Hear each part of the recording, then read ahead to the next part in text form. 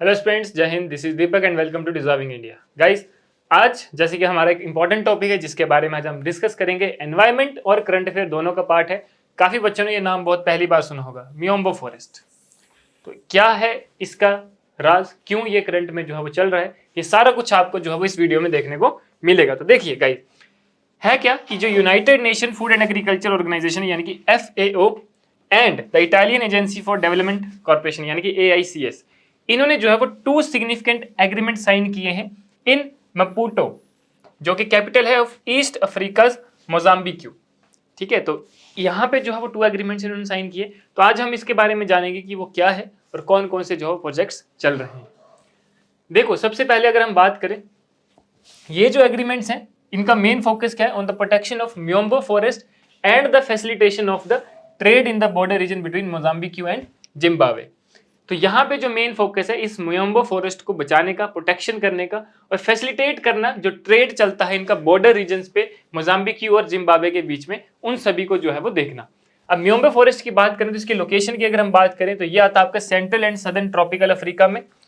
Countries की बात करें तो ये काफी कंट्रीज में जो है वो इंक्लूडेड है मियोम्बो फॉरेस्ट, जैसे अंगोला है, तंजानिया है, democratic republic of Congo, Malawi, Mozambique, Zambia, Zimbabwe, इन सारी कंट्रीज में जो है वो आपका ये जो मियोम्बो फॉरेस्ट है वो इंक्लूडेड है। क्लाइमेट यहाँ पे रहता है humid to semi arid, tropical to subtropical या टेम्परेट।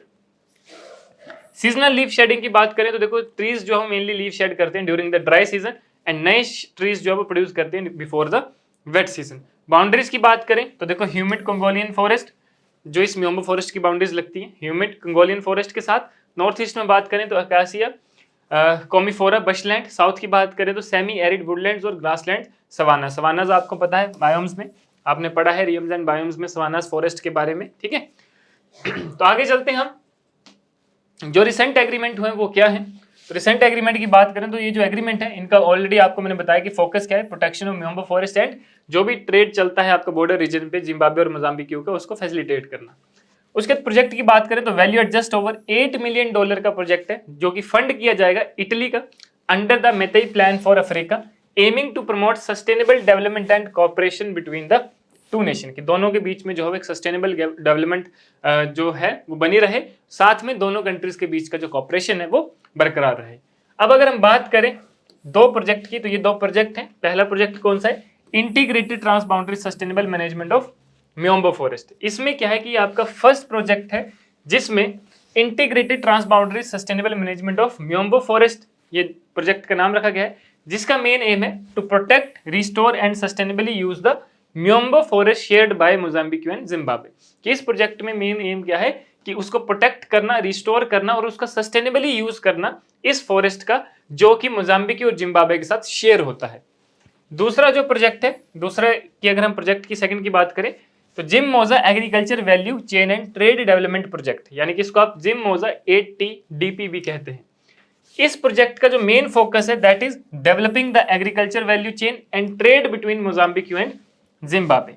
तो इसका मेन जो है सेकंड प्रोजेक्ट का गोल वो क्या है कि एक एग्रीकल्चर वैल्यू चेन को डेवलप करना और जो ट्रेड है इन दोनों कंट्रीज का उसको बना के रखना।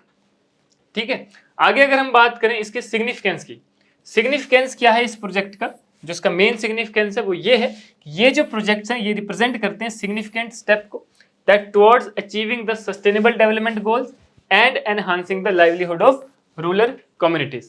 ठीक है, तो मेन फर्स्ट इसका अगर हम सिग्निफिकेंस देखें तो ये क्या है कि एक सिग्निफिकेंट स्टेप है to achieve the sustainable development goal, यानी कि जो भी आपका ग्लोबली सस्टेनेबल डेवलपमेंट गोल है उसको अचीव करने के लिए और एनहांस करना जो वहां की लाइवलीहुड है, जो वहां पे रूरल कम्युनिटीज रहती हैं उनका लाइवलीहुड को एनहांस करना। ठीक है, दूसरे अगर हम बात करें तो जो मियोम्बो वुडलैंड है वो एक vast African dryland forest ecosystem है, जो कि लगभग 2.7 मिलियन स्क्वायर किलोमीटर का एरिया जो है वो कवर करता है अक्रॉस सदर्न अफ्रीका, जिसमें काफी कंट्रीज आती हैं जैसे Angola, democratic republic of Congo, Malawi, Mozambique, Tanzania, Zambia, Zimbabwe. और ये क्या है? एक क्रिटिकल बायोम है।